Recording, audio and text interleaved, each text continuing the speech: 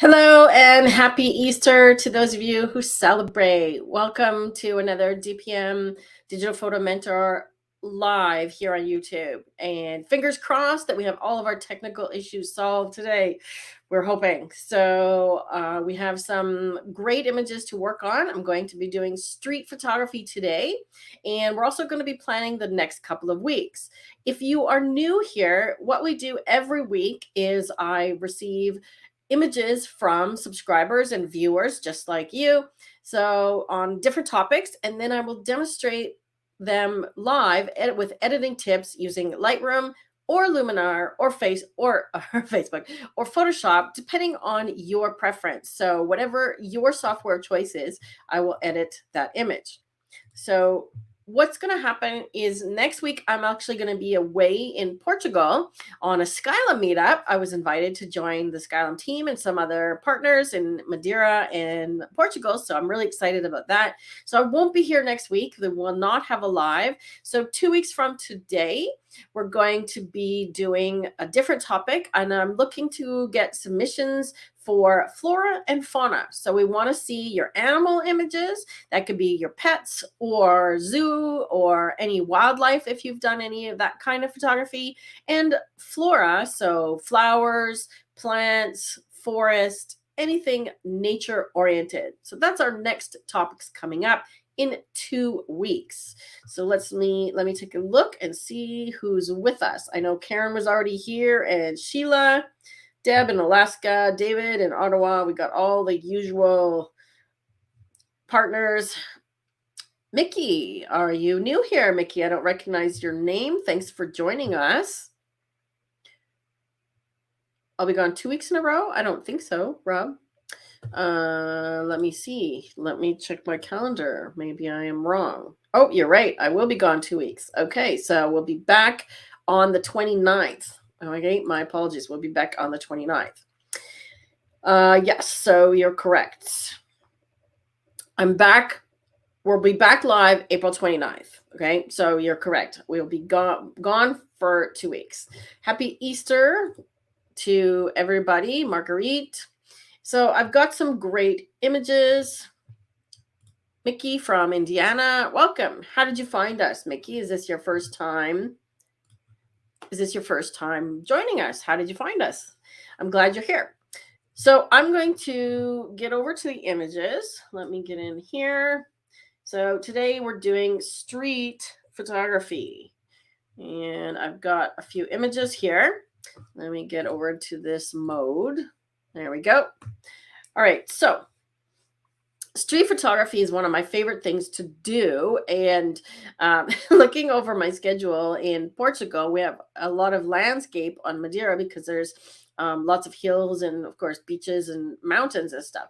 So I'm not really a hiker. Ask Rob.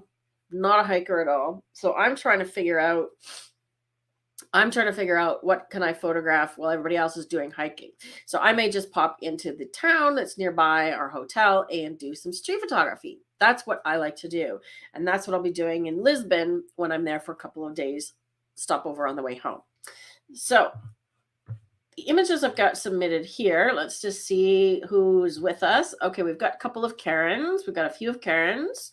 Marty, Zay, I don't see Zay with us, and Brandon. So these are all Karens. Let's just take a look. And which one? Let's take a vote. We'll say number 1 is up here on the left. So 1, 2, 3, top row, 4, 5, 6. Which image would you like me to see me work on? I love this one with the bicycle here, but some of the others have some challenges. So I might do a couple of these, Karen, because the bicycle is really fun. What photographer doesn't love bicycles, right? What are the things we like to photograph? Bicycles, laundry, windows, and doors, right? So Sheila says number 3. Deb says number 4 under the arch here. So the arch presents some challenges with lighting, right? Dark and light, as does this one here of this market, right? So these bottom 3 all have similar images in that there's lots of contrast, right? Last time the lady with the tattoo was voted. Let's see. We've got number 3, number 4, number 3, but 1 is a challenge, number 3, number 4.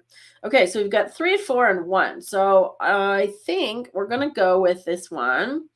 And I'm going to work on this one first, but then we'll look at one of these ones that has a challenge, okay? Because the lighting is challenging. So let's start with this one. And do you have a preference? Because you indicated Lightroom or Luminar. Do you have a preference, Karen? What I might do actually is both. So if you are a Lightroom user that has Luminar as a plugin, this is the workflow that I use when I'm working on images. I do my basic image editing in Lightroom, and then I take it to Luminar for some effects. Okay, so let's do that. So I've actually done a little bit of editing on this one previously. This is the original image. So I'm going to undo what I've done. This is the original raw file. Actually, it's a JPEG that Karen sent me.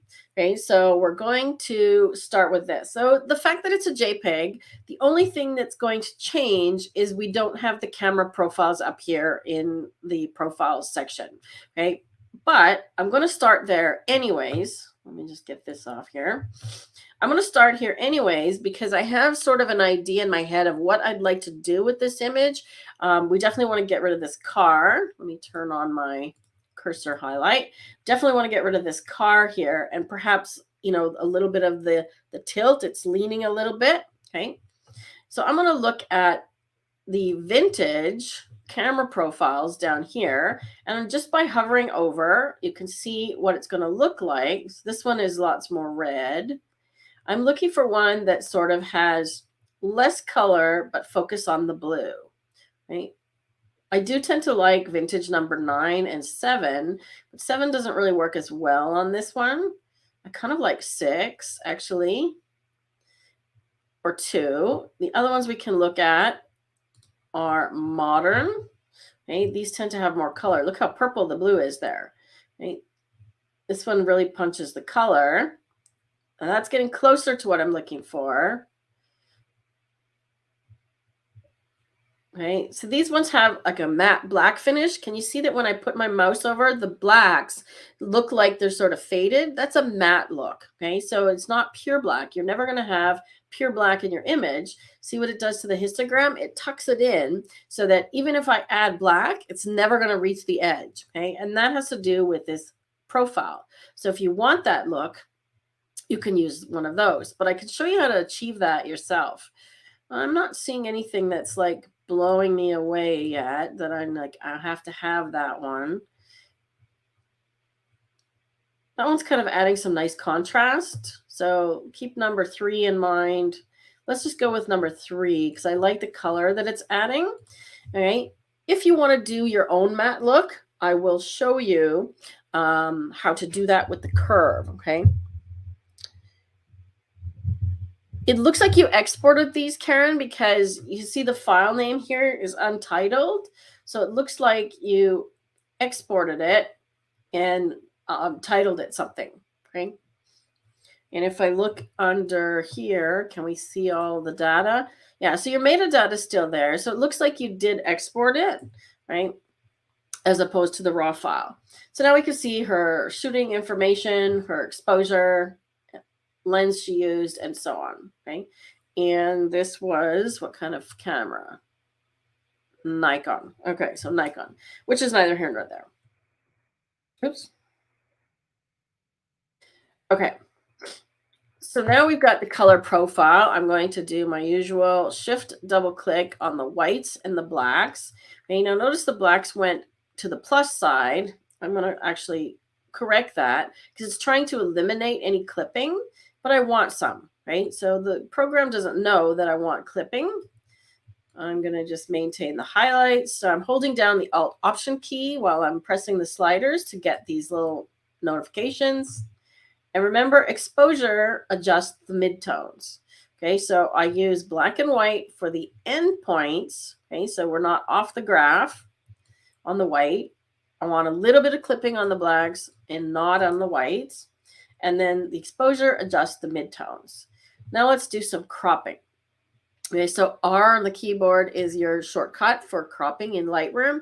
Rob, can you please share a link to the Lightroom keyboard shortcuts cheat sheet? If you want to download a cheat sheet and print it out for Lightroom keyboard shortcuts, we have that available for you.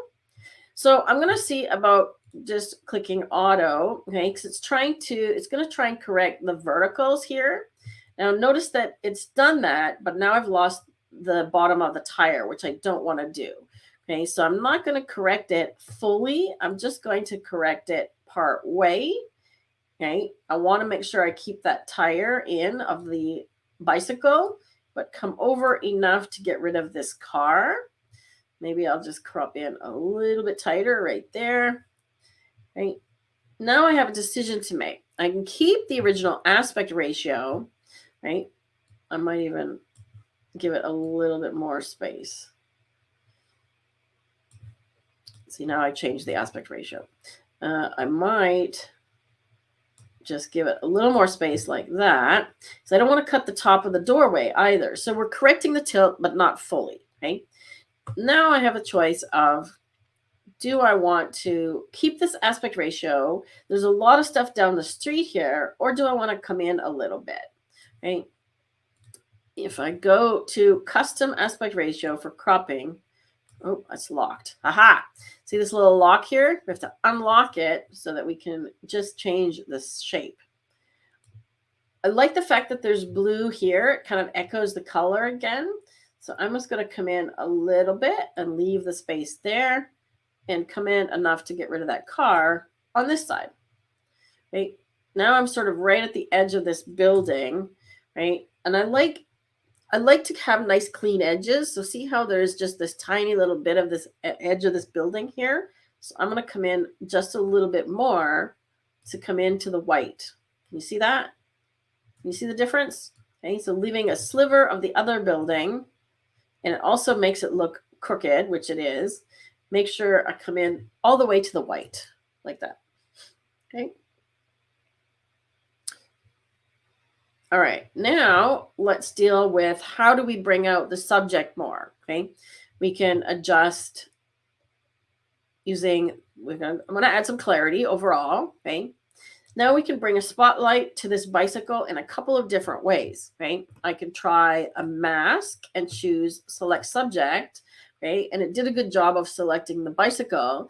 But what's happening here is it's picked out parts of the sidewalk as well, okay? So if I want to increase exposure, I'm going to have to do a lot of sort of adjusting this mask because it's picking up the sidewalk. So I'm going to do a different kind of mask. Instead of select subject, I'm actually just going to do a radial gradient. So I'm going to draw a circle right around the bicycle, okay, or an oval. So I get the bicycle.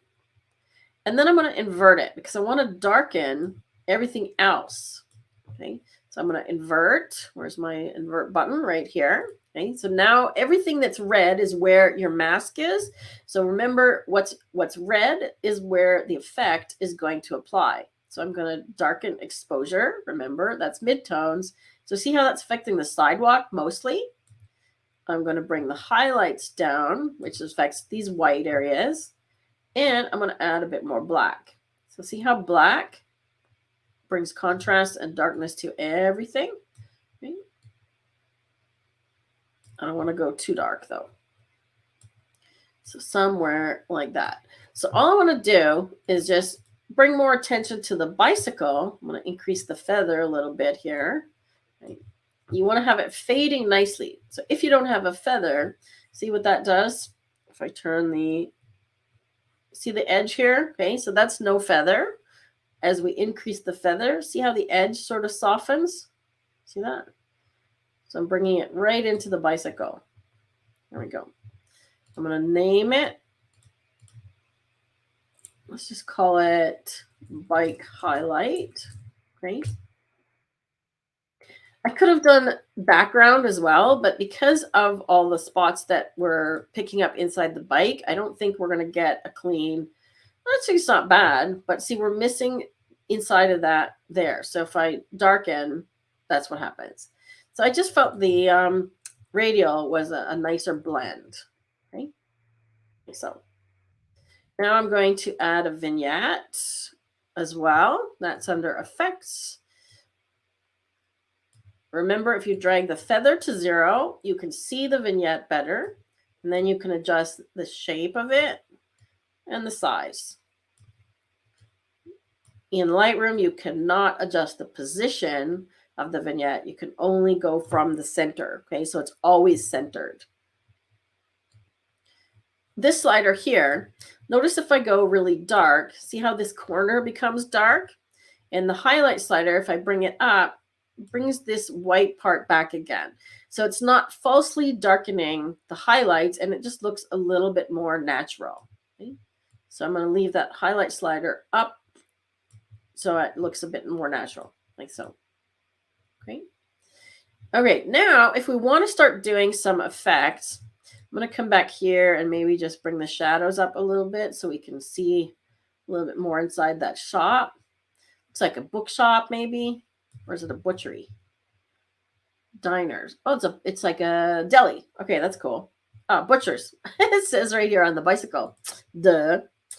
Sheila has a question. Okay.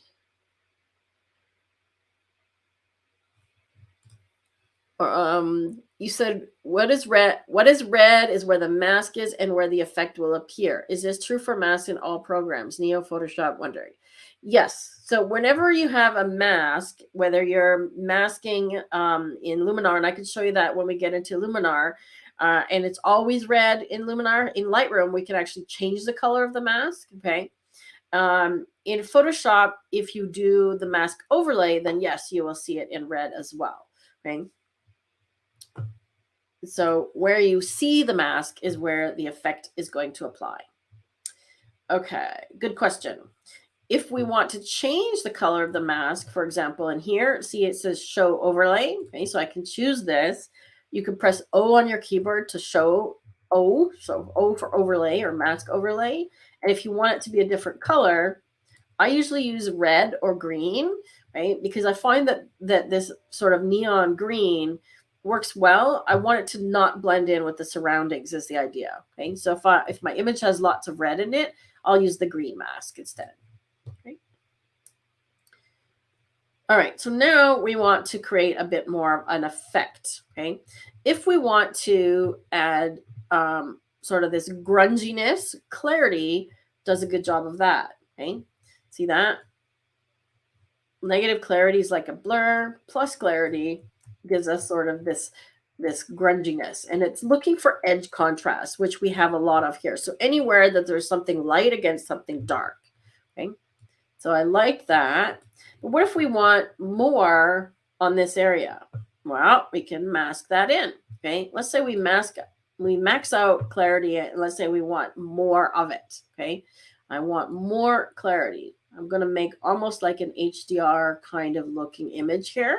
Okay, so now I'm going to do another mask, and I'm going to do a radial gradient again. And this time I'm just going to put it sort of in the middle.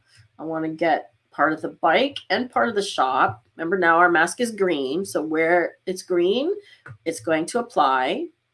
And I'm going to just add more clarity, so it's getting sort of crunchy. And I might add some texture as well. Okay. Now we've added this contrast. I have to keep sort of boosting the shadows because as I add more of this clarity, we're getting more deeper blacks. Okay. So I think I'm going to scale it back just a little bit.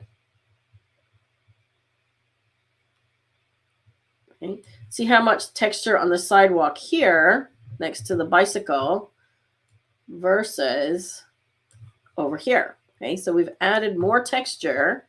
So I'm just going to call this one clarity and texture. All right.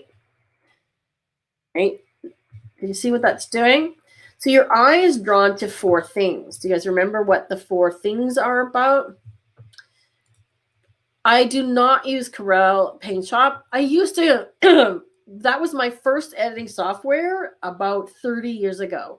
I used Corel Paint before I used Photoshop, but I don't anymore. My main editors are Lightroom and Luminar and Photoshop. So the four things that grab your attention are brightness, sharpness, color, and contrast. So we've added some contrast and we've got the bright colors on the bicycle, okay? And so that we're drawing attention there, as well as darkening the corners, okay? So brightness, bike is brighter. Sharpness, bike is sharper. All of those things are on the middle part of the subject, okay? So if we look at the before and after, we're getting more of this sort of grungy look, okay? I'm going to scale the clarity back just a tiny bit here.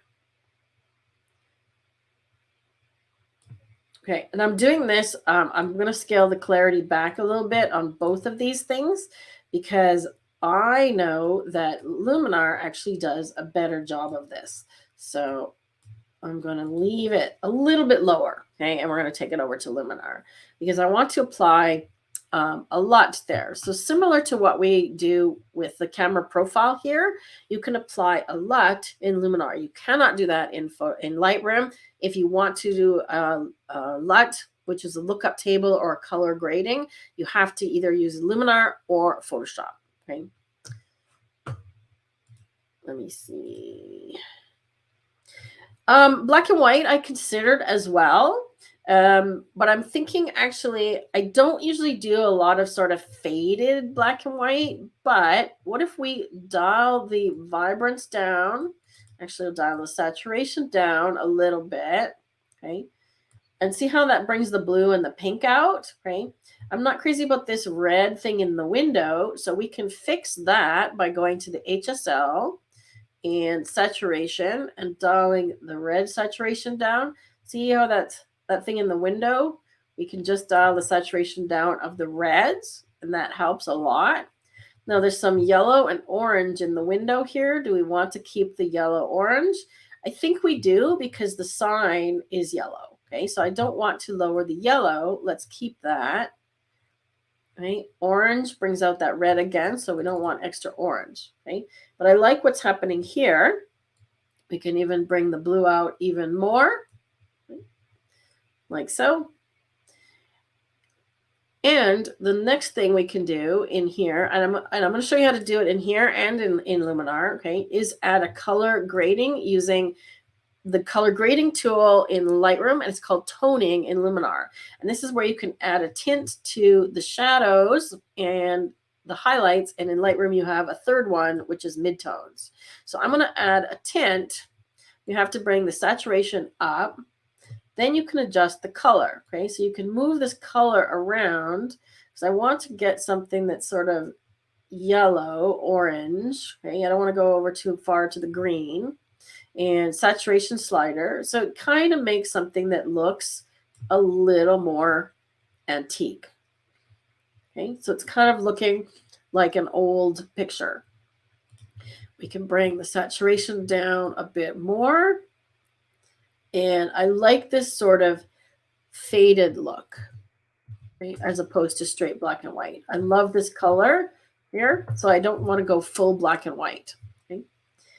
If we want these yellow lines over here, okay, remember I wanted to keep the yellow for the sign, but if I want to get rid of the yellow over here, okay, I could use another mask, and let's just do a linear gradient. So I can just draw one like this, okay, so linear gradient comes in from the corner, and I can just lower the saturation so we can get rid of that yellow. Okay, now notice that there is some yellow in the sidewalk. So that's the only drawback of doing that this way. Okay, like so. Now, if I want to darken those lines, I don't have an easy way of doing that here in Lightroom, right? But we can do that in Luminar. So I'm actually going to not use this one here. I'm going to do the same thing in Luminar, okay? Sorry, I've got some allergies today. Let's see. All right, so let's take it to Luminar from here, right? We could also play with curves here in Lightroom, right? So we could add some more contrast using the curve, right? And go really contrasty, which is kind of nice too. Or we could go into some cross-processing looks where we start to add I added warm in the shadows, so let's go the same, right? So we can start to do something a little bit funkier if we want to do something like that. Okay.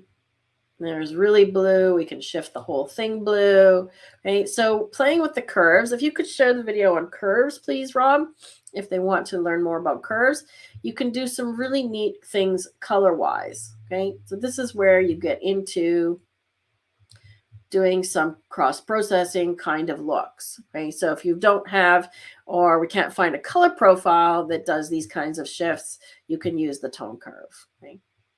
I'm actually just gonna reset this.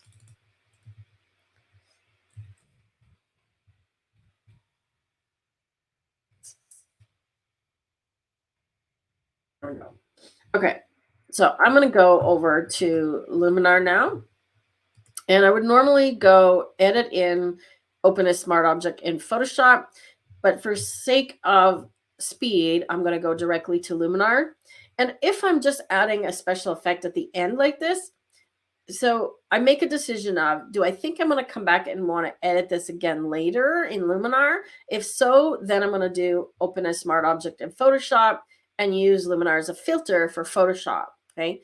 If I think I'm just going to add one effect and be done with it, I'm just going to go straight to Neo.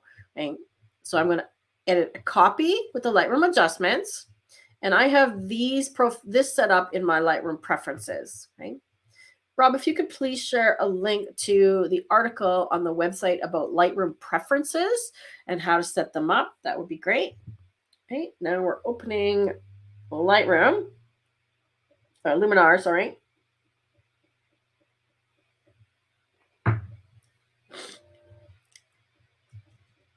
I think I've got Luminar already open, but it's going to open me another copy. There we go. Okay, so there's a few things that are new in the latest version of Luminar, which came out 2 days ago. And we did a video on that as well, which is update 1.8.0. I'll actually just share that one for you, Rob, because I know you're finding the other one. And there's a lot of really good stuff in this update. So I'll show you a couple of things that are new because we're going to be using lots. Okay, there's a video for update 1.8 to show you everything that's new. So if you go into presets, the thing they added on a previous update was now we get previews. See how they look like they're loading, right? There's a little circle, right? If we hover over, now we see previews of the presets before we apply them, which is really great, right? Look at this one, okay? So that actually works really well on this image. It kind of gets rid of that red, right? But it focuses on the blue. So that one's kind of cool. So it gives us a quick way of seeing what the effect might look like if we apply it. Okay, Old Town, a bit more antique looking. So that's nice as well, a different way to go. Okay, notice this is that sort of faded out again. And so there's black and white. See, I like the color. New York is kind of nice too. Gives it a warm feeling also. So I'm not going to apply a preset because we want to go straight to the LUTs. I had in mind of doing a LUT. Okay, so the LUTs are in the mood tool. You'll notice that mine is at the top here because I have it in my favorites. If you don't have it favorited, it's going to be down here in the creative section.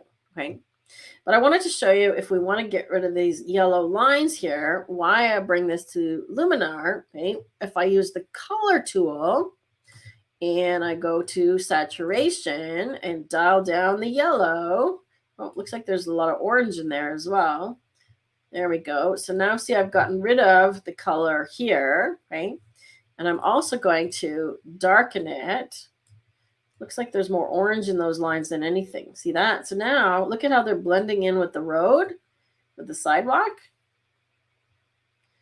And what I want to do is just mask it into that area. Okay, I'm going to put myself over here for a second. Let me just do that so you can see the screen. So on every Luminar tool, you have masking options. And the simplest way to do that would be exactly what I just did using Lightroom, the linear gradient. So same thing goes. You just drag a line and look at that red mask. So what do we know about the red mask? That's where it's going to apply, right? See that? So as soon as I went back to adjustments, it's now applied on that corner, right? If I want to reapply the linear gradient, what you have to do is actually clear the mask, and then go again. So I'm actually going to blend it a little bit more. Okay, so I left it sort of close together, and the color in the sidewalk was a bit off. So I'm just going to make it a wider blend. So the further apart you make these three lines, the more it's going to fade or look more gradual. Okay, that looks a bit more natural. Okay. Now let me just see about leaving a little bit of yellow. Yeah, see, look at that. It's actually orange in the street. Okay. Okay, now that I've done that, this thing over here, whatever this is, there's a white line here, is bugging me. So I'm going to use the erase tool to get rid of it. Now, when you're erasing something like this, we can try just doing it in one brush stroke. Okay. But I find that when you have bigger areas like this, now this one actually worked okay because it's got sort of this lots of squares and things to blend in. If you have a really big spot, I'm just gonna undo it and do it again. I find if you just do one spot at a time, especially when it goes off the edge like this, you get a better result. Okay, so one click, erase, one click, erase. Okay, and it actually is blending better. You see that? That blends better than my first attempt. That looks good. I could clean up a bunch more of the stuff on the sidewalk here, but I'm not too worried about it. We could also get rid of this little grate here and so on. Okay? I'm not super worried about it. Looks like there's a piece of gum or something on the sidewalk here. Let's see if we can get rid of that. Okay? So these kinds of things that I'm removing is stuff that will take your image from good to better to great. Okay? There we go. Okay, so far we've just gotten rid of that. Okay, now we want to go back to the mood tool. Okay. Oh, I also said, remember, I didn't bring up the clarity because I wanted to do it in Luminar because it works better. And that is the structure slider, structure AI, and details. Okay, so in structure, we can drag this up. And it's light clarity, but see how it's not adding as much contrast? So I like the structure better than I like clarity in Lightroom. Okay, and I'm going to mask it in as well. I think I'm just going to use a brush. Now, if you're not sure if you're painting or erasing, can you see my cursor here? I don't know if I can make it larger. No. See, my cursor here has a little plus in the middle. There, can you see it now? Has a little plus. If I hit X on my keyboard, now it has a minus. Watch the buttons over here, okay? Paint, erase. So paint, plus, erase, minus. And it's shifting as I hit X on my keyboard. So I want to paint the effect in. Sorry, I got sniffly nose today. I got allergies. So I'm going to dial it down to, I'm going to go with about 60%, 50%, something like that strength. Nice soft brush, okay? And I'm going to use a bigger brush. So I'm just going to paint. Now you see where I'm painting, it becomes red. Okay. So I'm going to paint where I want this effect. Like so. So just on the sidewalk and this front here. Okay. So it's not applying everywhere. I could put it in the window as well. If I want to do the brush, just get back here again. Put a little bit on this window. Get the side. There we go. Okay, so again, it's just adding that little bit of texture into our subject area. Okay. Likewise, structure goes to the negative side. So if we want to blur anything, we can use minus structure and boost. Okay, see how blurry it is now? So if we want to get rid of detail in a certain area, we can mask that in as well. So I'm just going to do the same thing. And let's just say we want to sort of blur a little bit over here, maybe down the street, like so. So I'm just ever so slightly blurring this side of the image. It's very subtle. Can you see it? So let's do a before and after. Okay. Look at how great that works on the lines on the sidewalk, on the street. And we can't do that in Lightroom. We would have had to take that to Photoshop. Okay. Now I'm going to apply a mood, which is a lot. So the mood tool, a change that they've made in the last update, which is really great, is we now have hover over. Look at this. Now I have a set of LUTs that has lots of blue in them. So I'm just going to kind of hover over these and see which of these works. There's lots of blue. I've got some of the ones from the Freedom LUTs, which were Ukraine. Ooh, cool blue, black, and white. Look at that. That's pretty cool. It is cool. Okay, crunchy duo tone. It's got a little bit of a pink tone. I like that as well. Okay, so there's lots of options in here that really work well with this image. And the color styles are a little better, okay, a little bit more orange than what we had in Lightroom in terms of the camera profiles, okay?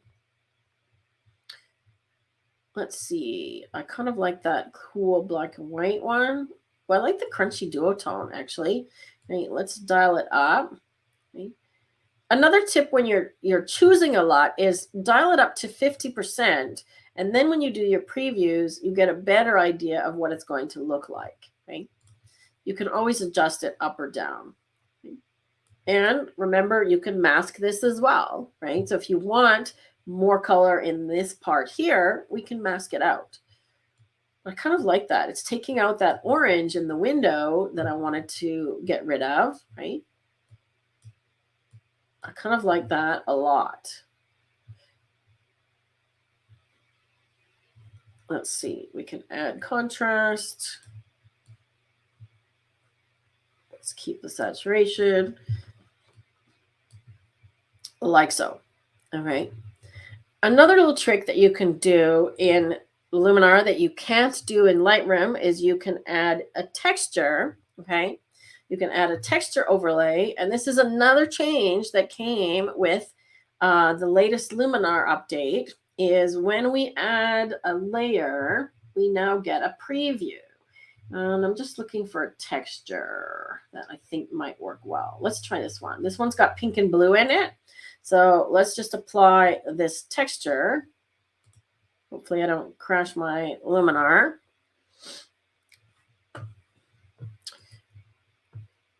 Okay. Sheila says, when you use a mask, do you always do the adjustment prior to using the mask? Yes, generally, because I want to see it. And then when I mask it, I'm painting it in where I want it to go. Right? Who's asking questions about specs? Okay, so Mickey says, Neo, what specs do you need? iCore 3. You're going to be the bare minimum there. 8 gigs of RAM. I actually have 64. Okay. Now my texture got added. Okay. I actually have 64 gigs of RAM and an i7 core. The faster, the better. What processor do you have as well? Like how many megabits? Let's see. My wish did come true with LUTs. Yes, I've been waiting for the preview forever.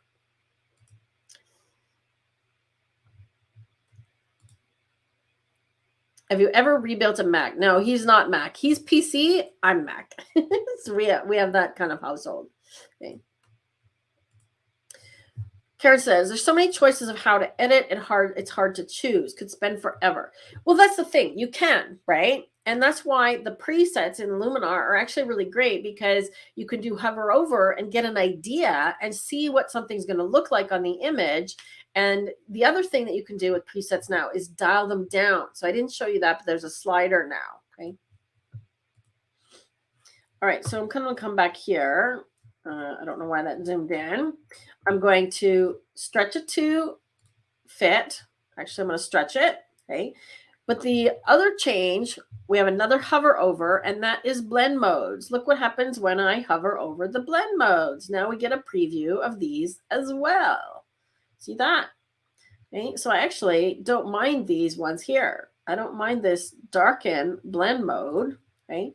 If we increase it, it kind of looks like the sidewalk is dirty. So I don't know if I like this texture or not. But you see the idea here is that we get a preview. Okay. I think in the end of the day, I'm actually going to delete this layer. I'm not crazy about the texture, but I just wanted to show you that. Okay. Yeah, so presets, I just mentioned. If you do apply a preset, let's just see what it recommends here. Okay, so these are all sort of funky presets that it's suggesting. Teal and orange, which I tried to apply. Okay. Cyberpunk. Okay, the teal and orange one, look at that. Okay, so when you do a preset, one thing to consider is it removes all your other edits. So look what happens if I do teal and orange.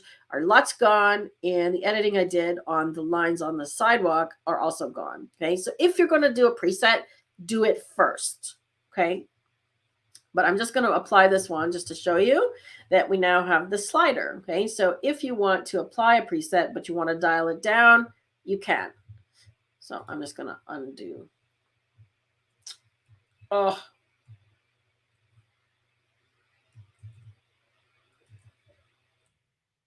Oh, I did it. I screwed up. There we go. Okay, I was able to undo.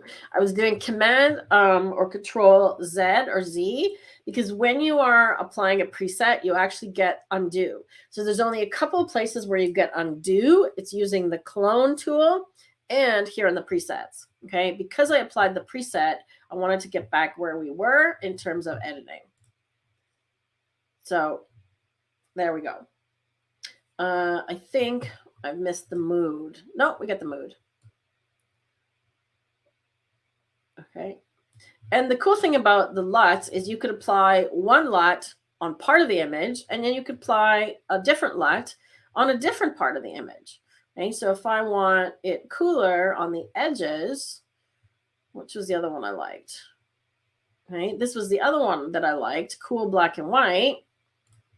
Right? I could just say, well, I want this one on the edges. So I'm just going to do an oval like this. I'm going to make the fade a little bit narrower, like so. So this one is just on the edges. And I'm going to copy this mask. Okay. And I'm going to go back to the first LUT and paste the mask, but then invert it. Okay, so the mask is now on the inside for this one. Okay, so they're opposite. Okay, so this one is applying to the middle of the picture, and this one is applying to the outside. Okay, they're very similar, but I just wanted to show you that you can apply two different LUTs to two different areas. Okay. The detail slider, I want to be finished up with this one. Detail slider will give you some more crunchiness if you want some extra texture. And again, you can mask it. Usually I do a little bit of small and a little bit of medium. And if you take the large details actually to the left, see how it's blurring the sidewalk and some of these other areas, you'll actually smooth out areas like sky and skin and so on. So I like what that's doing. And overall, there's our before and after Luminar. Okay. So what we couldn't do in Lightroom was fix this yellow sidewalk, and we couldn't apply a LUT. Okay. So I'm going to apply that and come back to Lightroom. I snorted. Let's see. Hey, Holly. Not used to seeing the photo so clearly. Okay, how am I? Am I still sharp? Let's have a look. Am I sharp? Yes? Hopefully, we have solved that problem. I hope.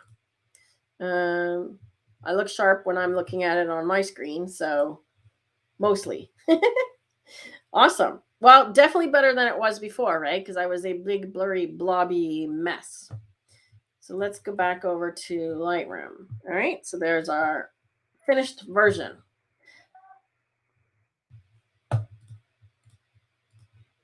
There we go.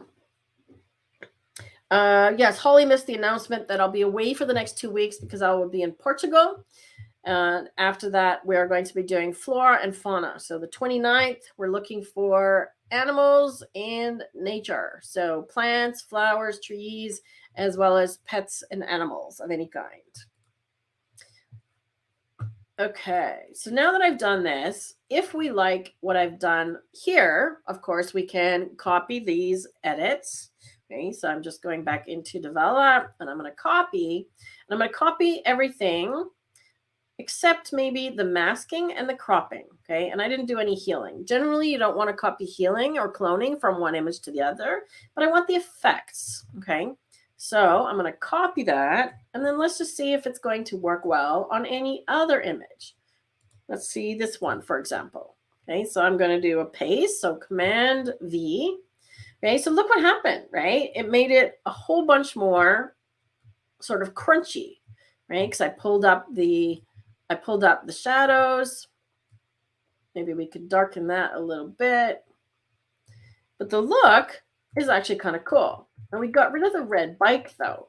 So we can go back into the HSL because I dialed the red down. And remember, I copied and pasted and bring the red back because I want that bike to pop. Okay. And we don't want yellow and we don't want blue. So now we're focused more on red, like so.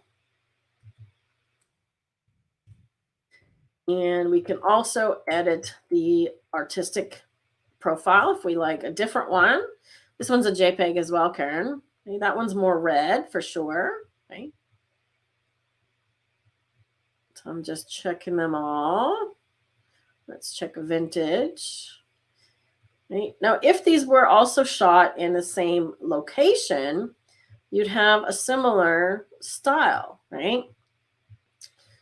Let's see. I think the modern ones are going to be better for this one. Lots of contrast. I'm looking for, we want some red, but not too much. I think I'm happy with the one we have.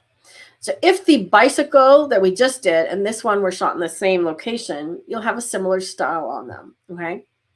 I'm going to use the crop tool and I'm going to straighten a little bit because it's crooked. Actually, before I use the crop tool, I'm going to go do transform, okay? Because we're shooting up. Can you see that the building is like converging? So I'm going to use one of these autos and just see how it works. So I'm going to click auto, which is auto everything, okay? See how it's squared off this line, and this line. So the verticals and the horizontals are all square, okay? The other way to do that is to use a guided one. And for that one, we just have to draw 4 lines. So I'm going to choose the edge of this window. Okay, so I'm going to make sure that the guide is right along the edge. And then I'm going to use the edge of this window. So you literally just place a guide and then stretch the line out. Right? Then you do the same going across the other way. So I'm going to do horizontal and horizontal. I'm using the bottom of the window here. Okay, so basically I arrived at the same result as auto. Okay, now we did lose some of the bike here, right? So I don't know if that's a bad thing though, right? We lost the truck over here, which is good. We lost the car over here, which is good. And I might actually just come in and crop it a little more. I like seeing the tattoo sign. And remember I said about clean edges? There's that car on the edge. Let's just have a nice black edge, and the same over here, a nice black edge. Okay. Same on the top, black edge, a little more. Okay. Now the only kind of white on the edges we got up here, but we can add a little more vignette using our effects tool. Just darken the edges a little bit. Remember I had the highlight slider up, so if I lower that, this corner will darken. Okay. So there we go. Very quickly, we went from that to that, copying the other settings, and then just doing a few adjustments. Okay. If we want to bring her out a little bit more, we can do that as well and darken the background. But I think actually it looks pretty good. And going back to, right, if this is our finished edit, those two together look pretty good, right? So you've got one that has red and oranges as the main colors and another that has blue and pink. Okay. Can you start to see how you can develop your own style of photography and your own style of editing as well? Okay.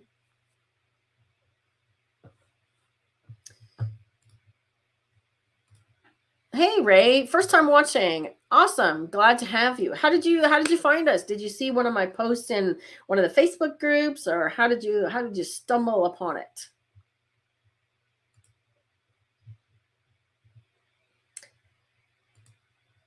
Stephanie says Wednesdays are better. Well, we'll be switching back to Wednesday very soon as it's spring. So probably, yeah, in May we'll be talking about back to Wednesdays. I like to have the weekend as well. All right, let's do something directly. Let's do it. We did both Luminar and Lightroom there, so that was a good one. Let's see. Do we have Anne here? No. I'm just looking at who's here. Is Marty here? Brandon here? So Marty sent a couple of street images with street performers, which I thought were good as well. And if we want to bring these performers out, so we've got some distracting stuff in the background, lots of distractions here. Okay, so maybe we want to take a look at these and see if we can bring the subject out a bit more. Okay. This one here, I would do in a similar way that I did the blue store, right? And possibly this one, right? So we could even see if we can, let's copy and paste, because I still have it in my copy and paste thing, clipboard. Okay, so I copied and pasted onto this one, and it actually works, right? If I don't want the color grading, we can just turn that off. If we want to keep the color grading to a minimal, right? Or we can find another artistic one that has more blue. Like so. Okay, that's definitely more colorful. That's kind of neat. Kind of like that. That's kind of soft. Okay, so again, you can apply settings from one to another. It looks like this one, see how it's adjusting? Okay, that is under lens corrections. And it looks like a profile of some kind has been applied. Okay, there we go. So the preset or the copy and paste that I did actually removed it. So this profile here under lens corrections, right, corrects for lens distortion. Okay, so this was taken with a 24-105. If you want to leave it as the original, right, just dial the distortion back down to 0, right, and then you could still have all the other corrections. Right? So that one works pretty well. I might just darken this a little bit because it's gone a little light, and give it a little bit more black. And that's kind of cool. So your presets, when you find something you like, save it as a preset, okay? So let's do that. Let's see. So under presets, where are we? We have to be in edit, of course. We have to be in edit, presets, just click the plus and give it a name. And usually it's going to be saved under your user presets, but you can create your own little categories like I have as well. Okay. So if I want to save it under here, under my Lightroom course, I'm going to call it Faded Blue Street Scene. So I'll know what that means. And then you can decide all of the things that you want to include with it. Okay. Do I want to include the lens corrections? Do I want to include any transform? No, I don't. And definitely you don't want to include any cropping or healing. Okay. like so. Now I have that as a preset. Where are we? Faded blue street scene. Okay, so I can apply that anywhere I want now. All right, let's start with this one. Okay, so this is a really typical sort of festival street performer, right? But it's so busy, he's lost in this scene. Okay, has anybody ever had an issue like that? Okay, so first thing I'm going to do again is color profile, and the camera that was used here doesn't tell us the camera. It's a DNG. I think, if I remember correctly, Marty uses, oh, it's a Canon RP. Okay, so this is a Canon file. So these are Canon profiles, camera matching.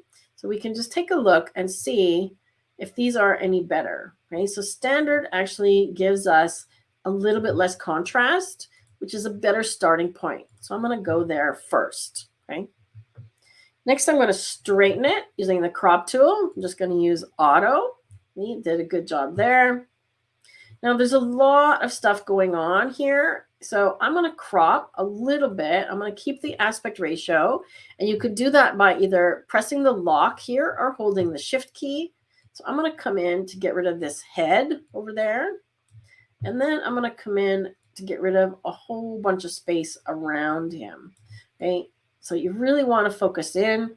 And when you're doing this kind of photography, try and get closer. So I like the fact that we've got some spectators here and some people walking in the background. We want to minimize it a little bit. Okay. Now he's over here. He's balancing. We see him a little better. Okay. I'm going to bring the highlights down and the shadows up. And see, that gives us a little better detail. Okay. I'm going to make sure I have some white still. And then we're going to start to mask, okay, to bring him out. So I'm going to go subject and see if it picks him up. Okay, so the challenge with that is I don't want all these other bits. Okay, I definitely don't want to enhance these guys. So select subject didn't work so well. So I could do subtract, subtract, subtract, or I could just try another method. So I'm going to try people. Okay, so I can select people, and then you'll notice that if you hover over, it'll show you which person is being selected. Okay, so I'm going to select him, right, making sure I have his entire person, and create the mask. Now, if I want to add some of this bits down here, I can, but let's just brighten him a little bit. I want to bring the shadows up, right? See how he's already standing out a bit more? I'm going to give him more texture and clarity. And I want to make sure I don't oversaturate him. We're getting close. Let's bring the highlights down and brighten him a little more. Okay, can you see what that's doing? It's just brightening him up. Okay. So I'm going to call it performer. Now I could do select background, or because I've got him selected, I could do inverse. But before I do that, I'm going to add some of this stuff down here as well. So I'm going to add, and I'm just going to try a radial gradient. So I want to add to this mask just so that we have a little bit of this area as well. Okay. A red, if I choose a red mask, we might not see it as well. See that? That's why you want to change the mask color, because we can't see it because the ground is red. So green in this case worked well. Okay, so now that I've got him and his apparatus, I can choose these little three dots, duplicate and invert. Okay, so duplicate and invert will give me exactly the opposite. Okay, so now I have everything else. So now I can bring the highlights down and darken the whole thing. Now you have to be careful because of this area here, right? So in this case, I'm just going to widen this radial gradient a little bit. So I'm kind of feathering it a bit more. Okay. I'm going to feather it a bit more like this. And I might have to go back and adjust the other one as well. See how it's kind of darkening everything. We've got some nice detail in the sky now and all of these highlights. Okay. And I can go back to this radial gradient and do the same. I'm just going to widen it a little bit. Okay, so I'm really kind of focusing in on him. So before, right, really contrasty, and he's kind of backlit, and after. I'm also going to add a regular vignette. So darken it, right? Let's get the positioning. Feather, and then I adjust the amount, and let's leave the highlights up. Okay, see what that's doing. So all of these things are designed to bring attention to the performer. Okay. You see that? Now, what happens if I do the same on the next image, right? So we've got the street performers. If I just go to the next image, we've got a button here called previous. So if we hit previous, everything that I did on the last one, including masking and cropping and cloning, so everything applies here. So I need to undo the crop, right? I do like it cropped in, but it's not correct for this image. So I'm going to try straighten. Let's straighten it a little bit more. And I do like cropping in, so we want to get rid of this person over on the left for sure, right? Let's try something like that. Okay. Now let's check the masking. See how well it did. Okay, so we had person selected. So it looks like it selected him. So we just need to add a person. Okay, so I'm going to go select people. And then when it comes up, I'm just going to add her. And now she's added into the mask. We can also adjust this radial gradient. Okay. And we can do the same. We just need to subtract him this time. Okay, so person, select people, select him, and now he's selected. And the radial gradient, like so. Okay, so let's see how that's doing.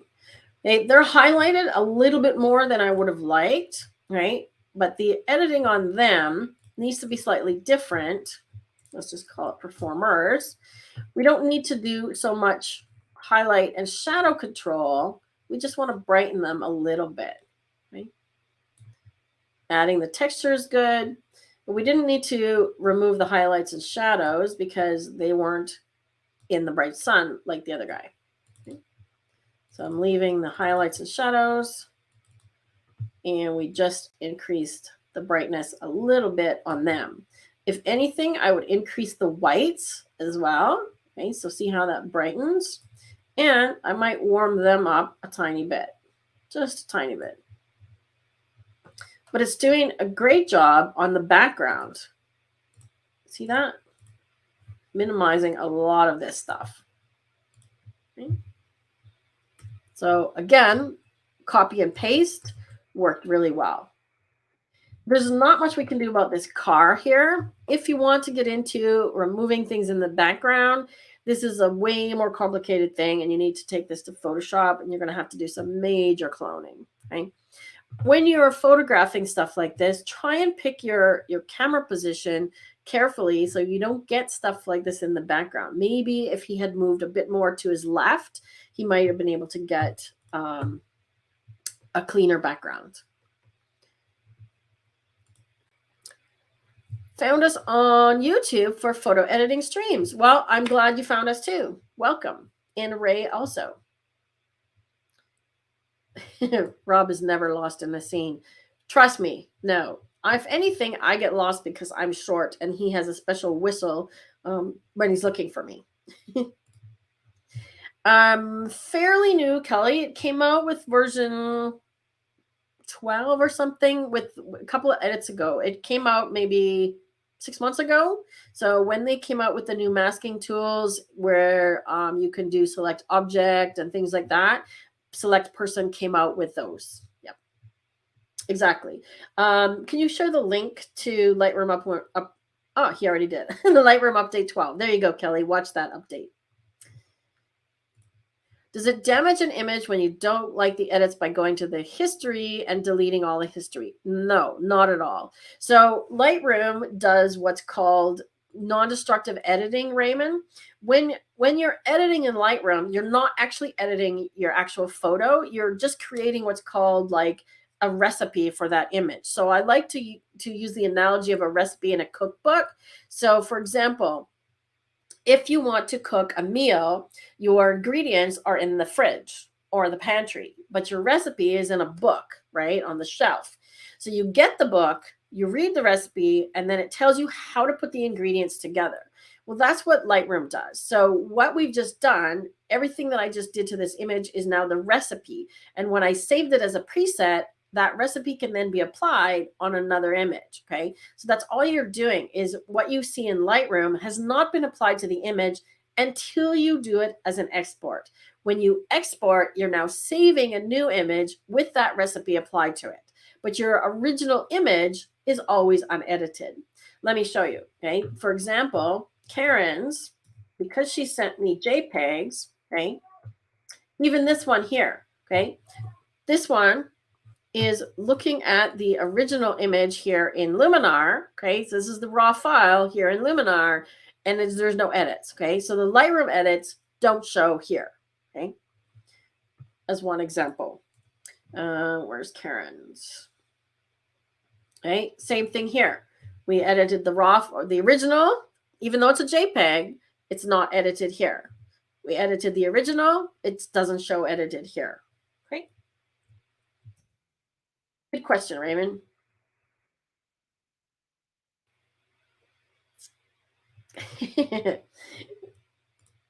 Karen's husband and Rob apparently are going to get along well because they like to embarrass us. All right, so there's some nice street edits. Let's see. What else can we do here? I'm going to do a couple more. This one of Antrine. So this one here is kind of a fun one. India. Okay, so I have an image of India that's actually very similar. Take care, Ray. Thanks for joining. Once this editing stream, the live stream is done, it will be on the YouTube channel for you to watch later. So if you want to pick up the rest, you can just come back and you'll be able to watch it here on the channel. The tunnel. You want me to edit the tunnel? Okay, I can do the tunnel. We've actually got two sort of tunnels. We've got this one and this bridge. But if you guys want to see the tunnel, we can do that. Okay. Do you want me to do it in Lightroom or in Luminar? Right? We can do either. And I could do both, actually. They both have pros and cons when we're dealing with something like this. This one is a DNG, Karen. So this one is a raw file. Okay. So the first thing, I'm going to do it in both. Okay. So camera matching, we can actually choose a flat or neutral profile, and that helps with some of the contrast. Okay. So right off the bat, if we choose vivid, we get more contrast versus neutral. So I'm going to go with neutral, and that solved some of the problems right away. Okay. I'll do both, Robert. Okay. So then I want to bring the highlights down. So highlights, you can see, are in the middle of the tunnel. I want to bring the shadows up. So one thing I want to caution you, when you have a scene like this, don't make it into something that looks like this, okay? Because there should be some contrast, right? There should be dark and light. And when we're dealing with such huge range of dynamic range, so HDR basically, right? When we're dealing with such a huge range, you don't want to eliminate it completely, because then you get stuff that looks like what I call neon puke, right? So increasing the clarity and the texture all the way. This is a really sort of overdone style of HDR, right? But what happens? Remember the four things that I said that grab your attention? What happens when we look at those four things? Okay, where's the brightness? Okay, in the middle of the arch. Where is it sharp? Everywhere. Where's their color? Everywhere. Where's their contrast? Everywhere. Right? So you need to pick something in the image of where do you want the people's eye to go. So I'm just going to reset this. Okay. These guys here in the dark, your eye is very rarely going to go to them. Okay. Oh, I need to redo my camera profile again. So I'm going to bring the highlights down. I'm going to brighten the overall image and then bring the highlights down again. So I'm still maintaining this middle part here. And then I'm going to do the shift double click, maybe even more black. Let's do some shift double click on the whites. So if you're not familiar with that trick here in Lightroom, hold your shift key down and double click on blacks or whites, and it sets the point to the end of the graph. Okay. I feel like it's a little bit crooked, so I'm just going to see about straightening it. Yeah, it was a little crooked. And I might just crop in a little bit from the bottom like that. And if anything, I'm going to add an edge vignette to keep the edge dark. Okay. So you really have to decide where you want to put the eye, because in this image, it's the subject's got to be in here. Okay. So these guys are never going to be the subject, because this area, which is bright color and contrast and brightness, is always going to take your eye. Okay. So if you wanted to photograph the guys in the tunnel, you really need to get closer to them and illuminate that bright background. Okay. Now I want to show the same image in Luminar, because there's something we can do in Luminar that we can't do in Lightroom. Okay, I mentioned HDR. This is a perfect image for doing single image HDR. And you know which video I'm going to ask for on that one, Rob, because I did a video on this, on the HDR merge extension. So if you have the HDR merge extension for Luminar, drag this image in. So it's really contrasting. I'm going to merge it, and then it's going to pop up into the HDR merge folder. Okay. I can always drag it back into this one, which I will do. Give it a minute. Okay, so there it is. Now I'm just going to drag this into the same folder. Okay, go back here. Now look what it's done. It did a super fantastic job of balancing out all that contrast, right? Better than Lightroom. We've got no halos. We've got no nothing. I'm going to straighten the image a little bit. That still doesn't look straight. I think we need to go this way. Let's straighten it a little bit. And then I came in from the bottom a little bit, like so. But look at what a great starting point we have here. Right now, I'm going to try Enhance AI. Okay. Look what that does. Another good job.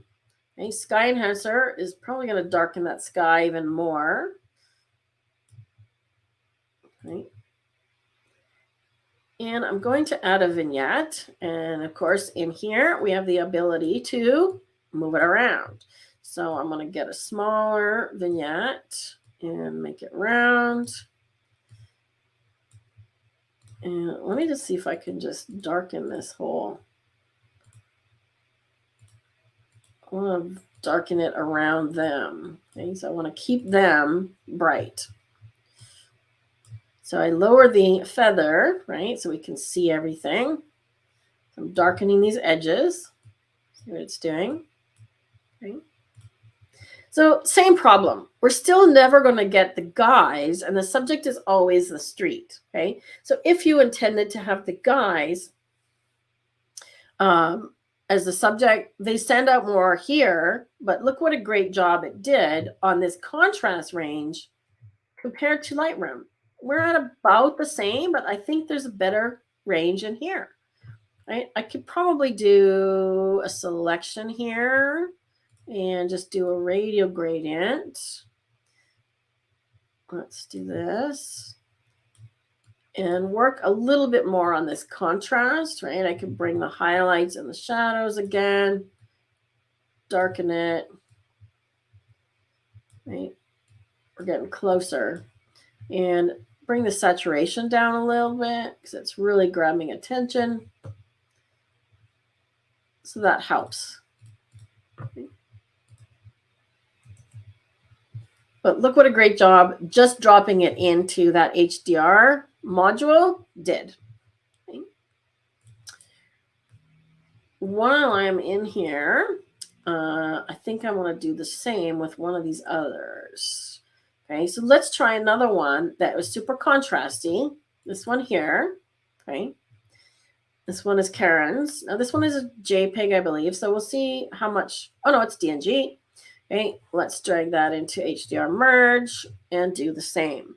Because when you have a great deal of contrast, it's a really great way to solve that.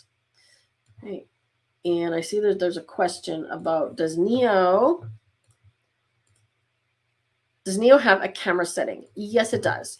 As long as you have a raw file, let me just see. This one is a raw file, a Sony. Okay, so this was Brandon's. You'll see there's develop raw. So when you have a raw file, it will say develop raw, and your camera profiles are here. Okay, so these are camera profiles for this camera.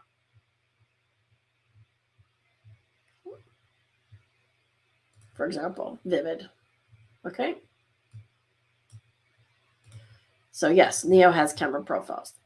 Now, where's that one that I dropped in here? Okay, so here's the market, right? So there's the one that came out of the HDR merge. Look at that.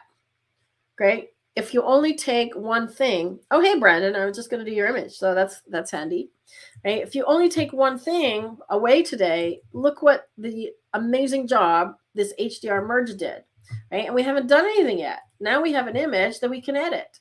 Okay, so I would go into develop, and I want to make sure that I have some blacks and some whites. And there isn't a way to do that in Luminar with the holding down the Alt key, but you can turn on the clipping warnings with the J key. Now it's time to get the Luminar Neo cheat sheet link ready, Rob. Okay, so I just want to make sure that I've got all the highlights. Okay, so I'm lowering the highlights to pick up that area. And I want to have a little more blacks clipping. Okay, so I want the black areas clipping. And if anything, I want to increase the white just a little bit. Okay, so I don't want no contrast. I just want to control it. Okay. I see a little bit of chromatic aberration, so I'm going to come down into optics. Okay, now you can only do chromatic aberration on a raw file, but defringe does a nice job as well. And where I was seeing it was here. Okay, let's just turn it off. I don't know if you can see that or not. Can you see there's sort of a green outline right here? Can you see that? Defringe fixes it, just like that. Boom. Right. Color, I want to have a little bit less color. And if anything, I might warm it up a little bit, like so. That sky's a little bit too blue for me. Otherwise, that looks pretty good. Okay, so there's our edits in Camera Raw. Another thing that's back that we had in Luminar AI is our before and after slider. Okay, so people have been asking for this, and they've now put the before after slider back. I like using the backslash key. You can do that with the eyeball by holding it. I just use the backslash key. So that is develop. And of course, we can just add a vignette on here. Let's make it smaller. Get those edges. And I'm going to go correct that blue because I'm not crazy about this sky. It's really blue. So I could either dial it down or I could actually do a sky replacement, right? So let's just see. I'm going to try bright blue skies. So now it gives you some suggestions of sky. Look at that.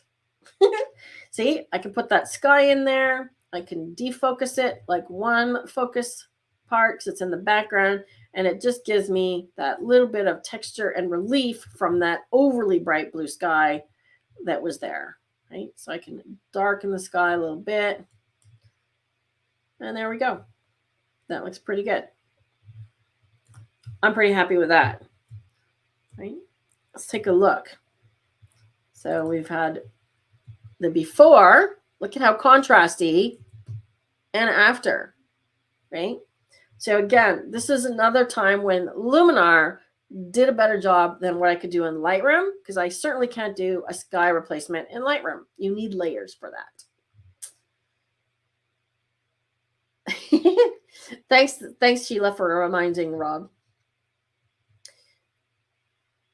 Rob's being distracted by cats. That's probably because it is cat food time.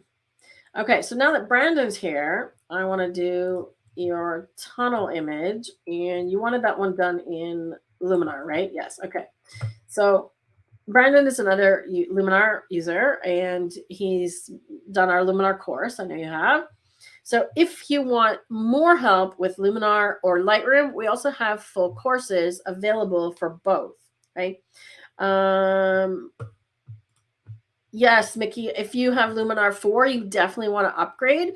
You cannot upgrade the catalog from Luminar 4. You can from Luminar AI. But what I would do is upgrade to Luminar Neo. If you could provide a link for him to get Luminar Neo, Rob, and our discount code, I'm going to put in the chat for you. So it's DPM 10. And when you go to purchase Luminar, you have a choice of getting the lifetime license, which means you pay for it once and you don't have to pay monthly, or you can now have the option of paying monthly. If you go monthly, get the pro plan. That's the most cost effective. And then you have all the extensions, including the HDR one that I just demonstrated. So that's the one that I recommend for you. Right. And our Luminar and our Lightroom course links when you have a moment too, Rob. So we've got hours and hours of videos on Luminar and every single tool, as well as Lightroom, okay, and Photoshop. Okay, so this one, I already applied the camera profile, but I want to see what can happen if we try a preset. Okay, so there's always some suggested presets collections up here. So they're suggesting Blockbuster, Filmatic, or Big Screen. And they also now suggest one that you could purchase. So if it says get, that means you will have to go to the Skylum website and purchase it. Okay. I'm going to just see what these Filmatic ones look like. And, you know, the bridge is red, so I don't think I want to go black and white. I want to enhance the red. And none of those are really doing what I'm looking for. Let's try one of these. I don't think these are going to do it. I think I'm going to have to do my own thing here. Don't want black and white. Don't want blue. That one's not bad, actually. And it's giving us some detail in the sky. And we might end up doing a sky replacement anyway. It looks like it's also adding some grain. So even though I don't want to apply this one, it's giving me some ideas. Okay. So we're going to go straight into edit. Now, I wish, of course, all of this construction stuff was in there. When that's all done, Brandon, you're going to have to go back and photograph the bridge again if they've got the construction down. So I'm going to crop it a little bit. So I want to straighten it, first of all. And I'm going to go into a more panoramic. So I'm changing the aspect ratio to free. And I want to get rid of all this bottom stuff here. Okay. I might even come in so I get rid of that. Still looks a little crooked to me. And I'm going to get rid of some of this fencing over here. Okay, I want to really focus in on the bridge as much as possible. And still looks crooked. Let's do, there we go. So I'm trying to balance this here, what looks straight. Again, watch the edges. I don't want this pole just sticking in there. So watch your edges of your image. Make sure you don't get little bits of things in the corners. Okay. So immediately now we see the bridge better. Okay. If we go into develop raw again, something else we can do down here is transform. So similar to what I did in Lightroom where I'm correcting the distortion, okay, we can do that here. Okay, so I can click this one and it's going to try and correct that vertical distortion for me, or I can do it manually. Okay, so I'm just kind of stretching the top and I may have to go back and do another crop or check the crop anyways, because now I've got this post over on that side. So let's do that. That looks better to me. Okay, so now these look straighter. See that? That looks straighter to me. Let me come back into develop raw. And there's one more thing under optics. Okay, remember I said chromatic aberration is only available here in the raw. So you have to come back to camera raw. And I do see a little bit of red fringe. Can you see that? See that red right there? That's chromatic aberration. See how it's blue on this side, red on this side? That is chromatic aberration. So when I check that off, see how most of that disappeared? I'm going to do defringe as well. Okay. Actually, I'm going to try one and then the other. No, chromatic aberration.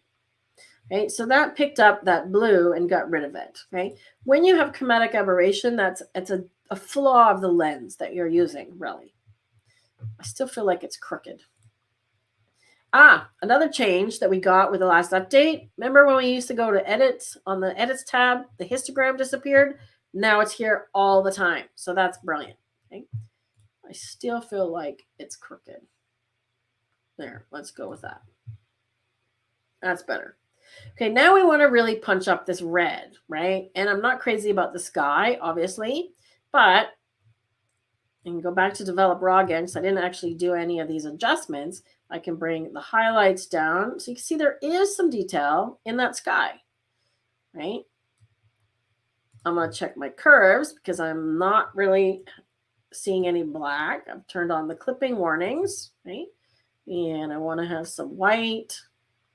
So just adjust that a little bit. And I'm going to try smart contrast, okay? Because I want to have a little bit more punch. Right? Now we're getting closer. We still don't have red, though. It doesn't look red. So we can adjust the color here as well. If I know that this concrete is neutral, I can use the eyedropper. Okay? Looks like it went a little bit on the green side. I'm going to give it a bit more magenta. But it did correct the color. Now I'm going to try Enhance AI. Right? Let's see if Accent AI does a good job. See, it's picking up the red. That looks good. And Sky Enhancer, look at that. It's actually picking up the sky. So I'm kind of happy with that. Now I feel like we need to go back to develop because I've lost some blacks and whites here. Okay? So the Enhance AI punched up the contrast, brought out this red, but I feel like I've lost pure black. So I want to get some black back again. There we go. I'm hitting the J key, right, to see the clippings.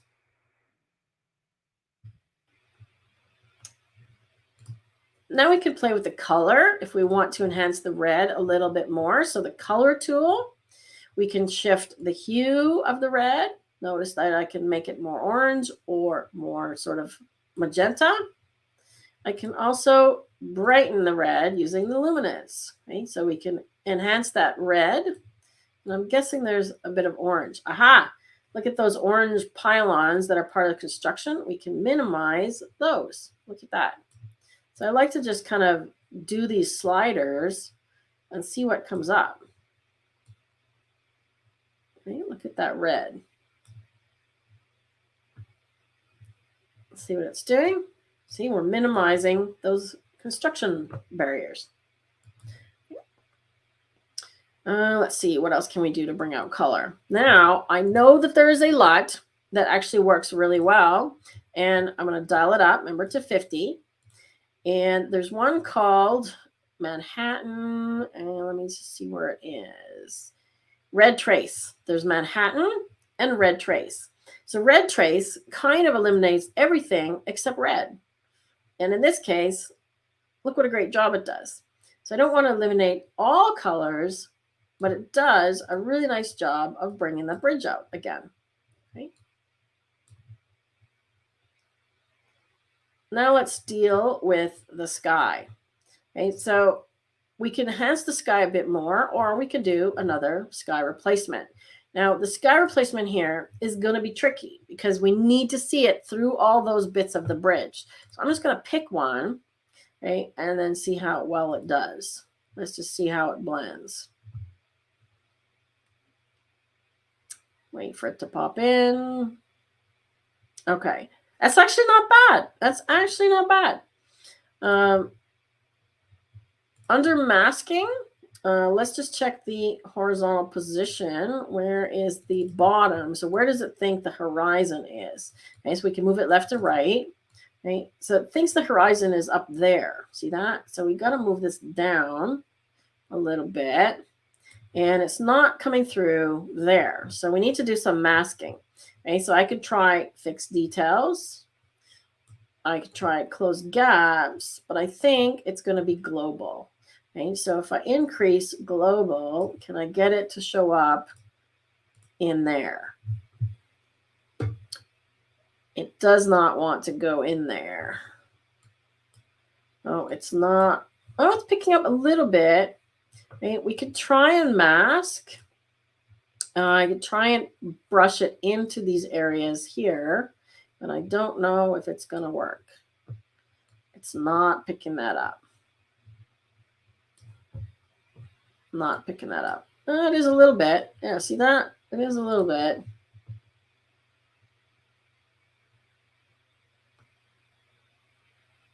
Oh, now see what I did. I painted it only in those areas. So now I kind of erased it off everything else.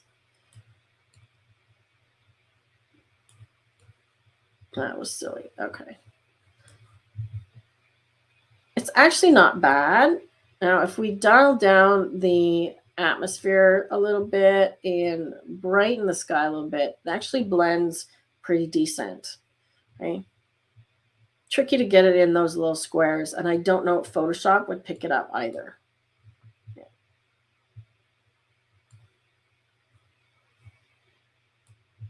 But that's not bad. Okay, now I'm going to end with a vignette. I want to darken.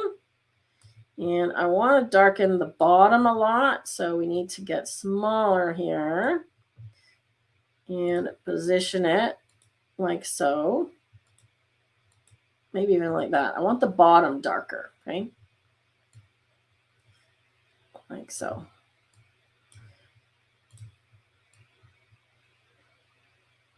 Okay, another way to get to the bottom, if we want to just darken the bottom, is to do develop again and just darken it until we're happy with it. I'm going to add some black, okay? And then just do a linear gradient, okay? So wherever I draw it, remember, it's going to apply. Just want it up from the bottom. See that? Easy peasy. So let's see our before and after. Okay. All right. What was your question? Oh, you got the keyboard shortcuts. Awesome. Okay, let's see what else. Yes, she does take care of herself. Any other questions that I missed? Kelly's working through the Luminar course. Awesome. Starting to make sense. Yay. And there's quite a few updates to the course. If you look at anything that is 0.1, 0.2, those are additions. So those are lessons that I added after the fact with new things that came out as we went along, because Luminar's been out they just celebrated their year anniversary. So as Rob mentioned earlier, I'm actually going to be away for the next 2 weeks in Portugal, meeting with the Skylum team. I'm actually going to be meeting Pete Van and I in person. If you've done any of the webinars that Pete and I did together, he is a photographer from Belgium, and he's going to be at this event as well. And some of the staff and team members for Skylum that I talk with a lot, and I've been in their partners meetings. There's about 20 of us getting together in Madeira, on the island of Madeira, and we're going to do some photography and meetings, and I'll probably get to see some new secret stuff. So I'm very excited, but I won't be able to tell you about it. And it looks like we've sort of fixed our technical problems, because I'm still reasonably in focus. I look a little blurry, but certainly not as bad as it has been in the past. So fingers crossed that we have solved our problems. Anything else? Let's go back to Lightroom And again, you can't change the sky on this one. I'm actually curious enough to take this to Photoshop to see if Photoshop sky replacement will pick it up. Let me just do this here. Okay, I'm going to crop it. I'm going to do the corrections. I just want to do a quick edit in Photoshop to see if I can get the sky. I'll leave it about the same as what I did here.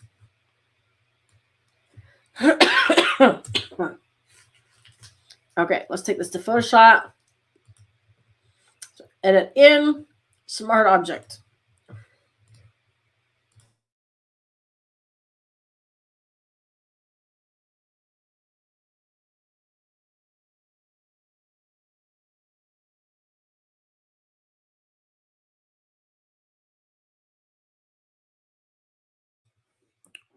Okay. Yeah, they're asking about hiking. No, I am not a hiker. Not even a little bit. Okay.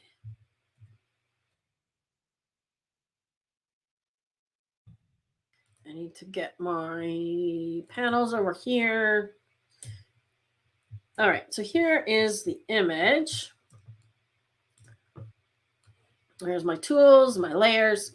All right, so to do a sky replacement, you have to go into here, right? It's under edit. And then we have to choose a sky, right?